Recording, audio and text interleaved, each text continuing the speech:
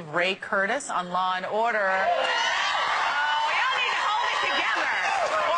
Or welcoming new lives as OBGYN Jake Riley on Private Practice. He always looks insanely hot doing it. Please welcome Benjamin Bratt.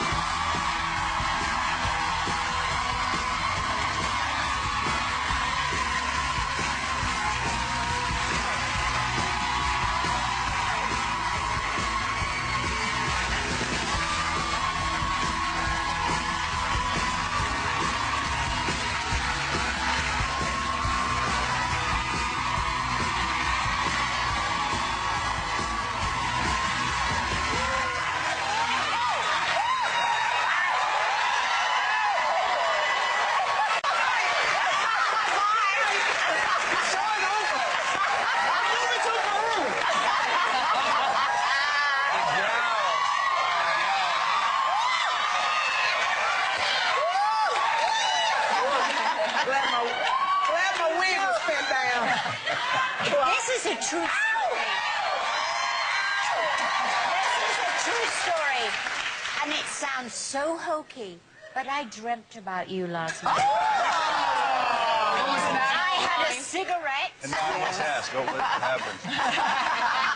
Well, so I was smoking after, so it must be good. So, earlier we were talking about... Good morning. Were there batteries involved?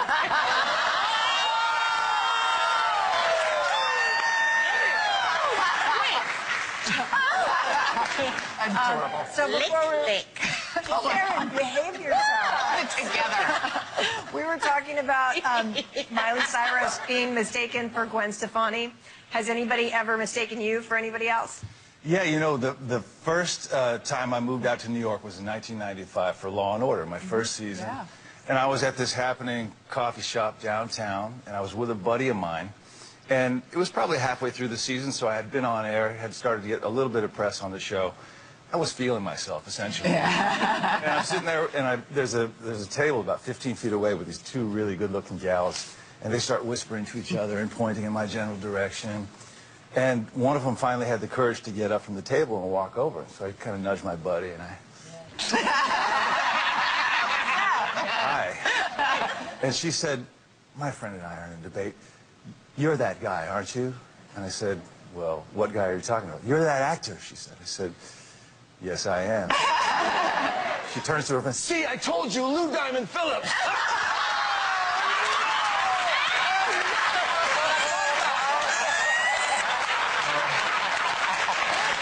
Needless to say, from that moment on, I've been conducting myself with real humility. It's a good lesson. Good lesson indeed.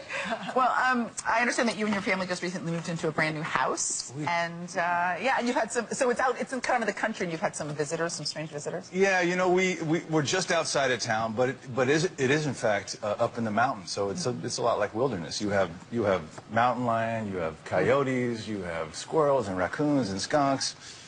But you also have other things like scorpions and, oh, wow. And you have black Tarantulas. Tarantulas. Rattlesnakes, maybe. Probably. And so the other night I was, as I want to do, I went out to get the garbage cans and to take them down to the main road there off the driveway. And we have a strict no-shoe policy in our house. So I left my kicks outside the front door, and I went to put them on, and I got the one shoe all the way on. I felt something kind of squishy. Cold.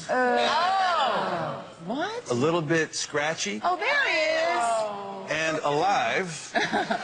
Oh, look That's at the baby. Gecko. It was a blue-bellied lizard. Oh, it was a about bigger that one than long. that one. That picture I took about 4 days later, because clearly the word got out. If you want a really good stinky shoe,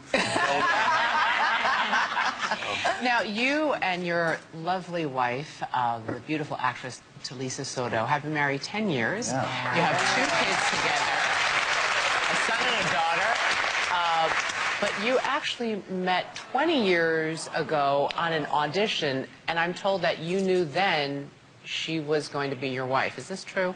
It is true. It was for a film that Taylor Hackford was directing, and at the time, my wife was a famous model who was making the transition into acting. And she came in for the audition, and I had never seen anyone like her.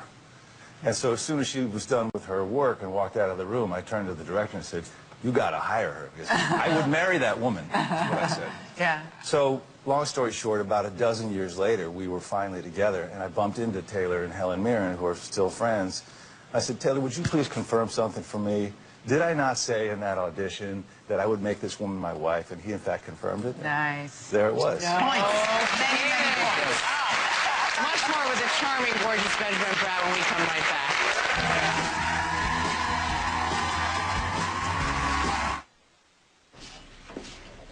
Deborah Diamante, 39 weeks. Contractions are regular and 4 minutes apart. Okay, Deborah, I'm Dr. Riley. Let's have a look. Wait, where's my OB? He was supposed to meet me here? Dr. Meyer got held up at Cedars delivering another baby, so you're unlucky. I've been today. Don't worry, I'm the best labor and delivery nurse at St. Ambrose. Dr. Riley's just someone to yell at when the pain gets bad. That was a clip from tonight's premiere of Private Practice. We are back with Benjamin Bratt. Now, does your character, Dr. Riley, have a good bedside manner? Yes, he does. I would say he's gentle but firm. Oh, Lord. We should point out that he, in fact, is an OBGYN. He's a fertility specialist. Dream gynecologist. Why, do you have something that's ailing you? I think that we can talk about it later because I don't want to shock the ladies. This whole show is like a dream cast. I mean, everybody on there is so attractive. And of course, we'd all like to be Kate Walsh because she's, at the end of last season, she was left to choose between you, your character, Jake, and Sam, was played by Taye Diggs. Right. Yes, her cup runneth over. So now, are fans are we gonna see what happens, who she chooses in the premiere? Yeah, at the end of last season, she was left with what we call a high-class problem. Does she choose the man on bended knee, which is Taye Diggs, or does she choose this other guy, Jake, who is also promising her a life of love? And yes, tonight's episode, it's finally revealed who she picks. So I can't really go into detail, but look, but you're right, it's an embarrassment of riches. It really is. Now, I heard you guys are switching up the format this year. Tell us about how you're doing that. Yeah, the cool thing about the show is that, you know, it's in its 6th season now, and so it has a very loyal fan base. And what we've heard, what the writers have heard from the fans, is that they want the stories more from the perspective of the lead characters. And so there will still be the B story, what we call, which is the medical story, but much of the perspective will be from the respective lead characters. So tonight will be from everyone's, because it's kind of a scatter shot of what the new narrative format's going to be. But with every subsequent episode, it's going to be from Addison's perspective, Violet's, Jake's, Sam's, and so on. Yeah. So it gives people more what they want, I would hope. I'm going to try not to stare directly in your eyes and read my question. So you're on another great show that just won the Emmy for Best Comedy, Modern Family. Will you be coming back as Manny's daddy? I hope so. Yeah. I mean, that is... Such You a know, great role. I wait by the phone, expecting it to ring, and it hasn't rung. I've been on the show twice now, and it's a gas. They clearly understand that they're the most happening party in town. Yeah. You know, they got brilliant writers, and the collective of actors is just amazing. So all of their victories this weekend are certainly well-deserved. I'm very, very happy for them.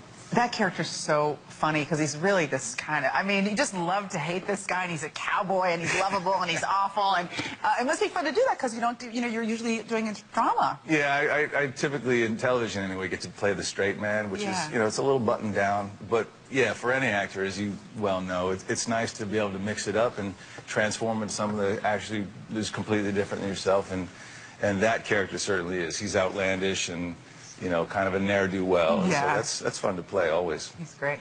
Well, Benjamin, in honor of your appearance here today at the Talk, we are sending everyone in our studio audience home with the DVD set of Private Practice, the complete 5th season. It's in stores now. For your chance to win your DVD set at home, go to thetalk.com.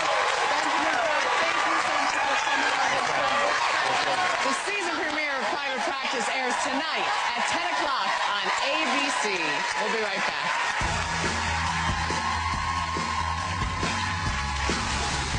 Up next, party